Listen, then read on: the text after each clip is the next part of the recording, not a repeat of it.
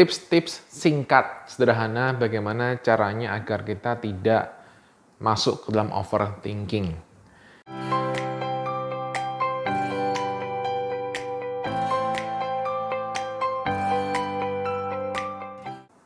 Teman-teman yang mengalami overthinking, mengalami pikiran-pikiran yang nggak penting gitu kan, dan kemudian teman-teman jadi semakin stres, semakin tertekan dengan pikiran-pikiran itu, atau teman-teman yang sering mengalami pikiran-pikiran yang sering berulang-ulang, yang membuat teman-teman jadi cemas karena pikiran terus berulang, ada beberapa hal yang saya sampaikan di sini yang saya harap bisa membantu teman-teman untuk jauh lebih baik. Yang pertama adalah izinkan teman-teman untuk mengeluarkan semua yang ada di dalam otak itu.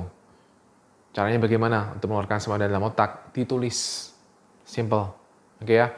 Semua yang ada di dalam otak ditulis. Saya juga dalam sehari-hari ketika saya merasa tidak nyaman gitu kan, nggak ada rasa nggak nyaman di dada atau rasa yang nggak nyaman gitulah ya, maka saya juga akan melakukan ini juga teman-teman.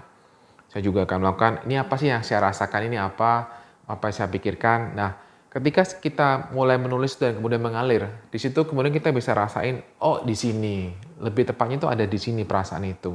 Lebih tepatnya karena masanya di sini. Itu keluar sendiri teman-teman. Relatif teman-teman akan keluar sendiri ketika teman-teman menulis. Jadi saya merasakan ini, saya berpikir demikian, saya berpikir kalau begini akan begini. Dan itu tulis aja.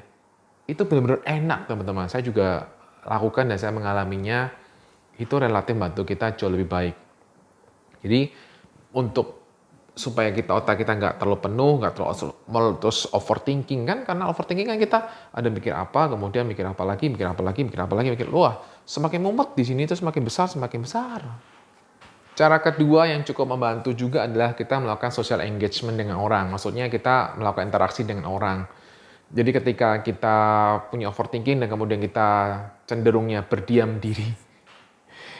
Oke ya, ketika kita hanya berdiam diri, kemudian akhirnya nggak melakukan apapun, sendirian lagi, wah, itu teman-teman. Overthinking itu lebih banyak dan lebih dahsyat, apalagi kemudian teman-teman tidak melakukan apapun, maksudnya tidak ditulis apa yang buat overthinking. Ya udah deh, semakin melebar kemana-mana.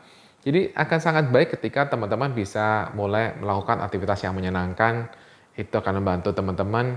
Jadi ya social engagement tadi, misalnya berkomunikasi dengan siapapun, dengan teman-teman Anda, telepon, atau kemudian chat WA, atau kemudian apapun lah istilahnya kita melakukan engagement berhubungan dengan orang lain yang itu akan membuat kita interaksi dan itu membuat kita akan jauh lebih baik ke depannya.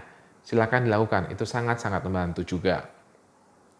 Kemudian yang ketiga teman-teman adalah sangat-sangat kenali. Saya pakai kalimat sangat-sangat kenali. Sangat-sangat kenali ketika pikiran itu muncul. Jadi overthinking itu kadang-kadang seringkali berulang. Jadi overthinking itu seringkali berulang juga. Jadi kalau teman-teman pasti pernah atau sekarang mungkin, teman-teman mungkin kan juga mengalami pikiran yang sering berulang kan. Nah, jadi ketika ada pikiran berulang seperti itu, kenali triggernya apa.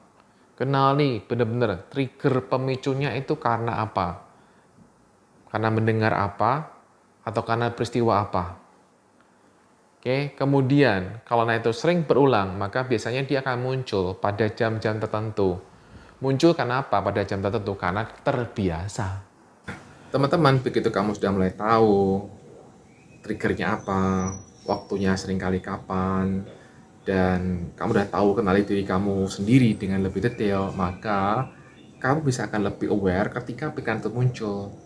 Jadi kamu bisa akan melakukan tindakan yang lain. Jadi kamu setelah kamu tahu semuanya tentang diri kamu, ya tentang yang kamu udah kenali benar-benar kenapa overthinking, pemicu dan kapan waktunya dan lain-lainnya, kemudian buat strategi baru. Kalau itu muncul lagi, apa yang saya lakukan? Nah, kamu bisa gunakan yang kita bahas tadi di awal, ya. Atau kamu bisa gunakan juga dari yang sudah saya bahas di video-video lain. Kamu perlu bertanya, hal sekecil apa, atau hal yang mudah yang bisa saya lakukan, yang bisa membuat saya lebih bahagia.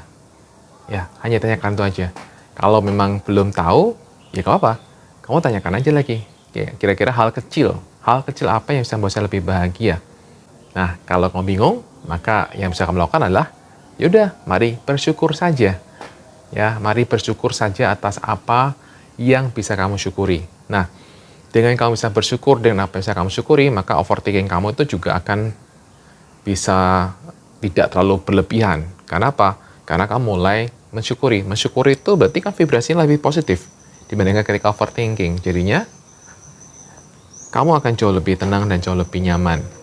Nah, tentunya ketika kamu bersyukur, ini juga mungkin di awal kamu akan merasa ada resisten. Apa, bersyukur apa? Di tengah situasi seperti ini kok malah begini? Gak ada sesuatu yang bisa saya syukuri. Dengan nanti kalau gimana bisa syukur? Susah. Gak apa-apa. Oke, lakukan aja. Syukuri hal-hal yang bisa kamu lakukan sederhana. Misalnya adalah kamu bisa mungkin berjalan. Mungkin kamu bisa melakukan hal-hal sederhana, memegang sesuatu. Dan jenisnya itu hal yang simple. Jadi kamu bisa syukuri hal-hal yang kamu punya. Kalau kamu bingung, syukuri hal-hal yang kamu punya.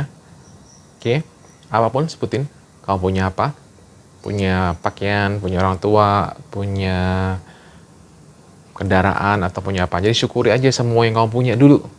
Nah, dengan kamu syukuri semua yang kamu punya, itu akan membuat kamu jauh lebih baik. Biasanya juga akan bantu kamu nggak terlalu bingung cari syukur apa gitu ya.